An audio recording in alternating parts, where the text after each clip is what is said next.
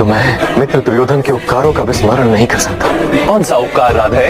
उसने केवल अपने लाभ हेतु आपसे मित्रता की।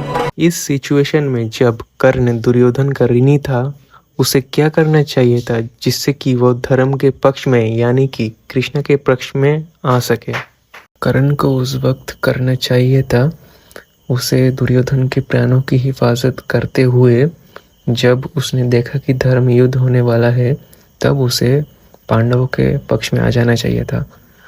जब कुछ साल या फिर कुछ वक्त उसने दुर्योधन के प्राणों का हिफाजत अंग रक्षक बन के कर लिया था, तब उसने दुर्योधन का कर्ज चुका लिया था। जब उसने उसका अंग रक्षक बन के कुछ साल उसकी सेवा कर ली थी, तब जब दुर्योधन कर्ण को बोल रहा था कि मैंने तुम्हारे मुश्किल के वक्त में तुम्हारी मदद की और तुम मुश्किल के वक्त में मेरी सहायता नहीं कर रहे हो, तब कर्ण को कहना चाहिए था कि मैंने बहुत साल तुम्हारी अंगरक्षक बन के सेवा की, उस कर्ज को चुकाया। अब अगर तुम इस धर्म युद्ध में अधर्म के पक्ष से लड़ोगे दुर्योधन, तो मैं तुम्हारी साइड से युद्ध नहीं करूँगा। अगर कर्ण ये बोल के भी निकल आता तो फिर उसका कर्म पूरा हो जाता, धर्म युद्ध में धर्म के पक्ष में आ जाता। तब समझना चाहिए था कि धर्म युद्ध से पहले उसे दुर्योधन का जो भी कर्म है वो चुका के उसे धर्म के साइड में आ जाना चाहिए। और कर्ण को इतना तो पता होना चाहिए कि अधर्म कभी भी जीत नहीं सकता।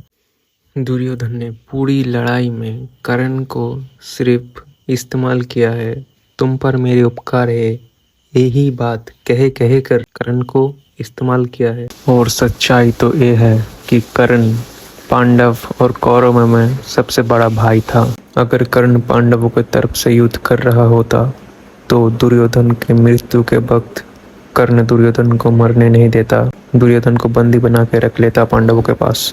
तो प्रेम से बोलो राधे राधे।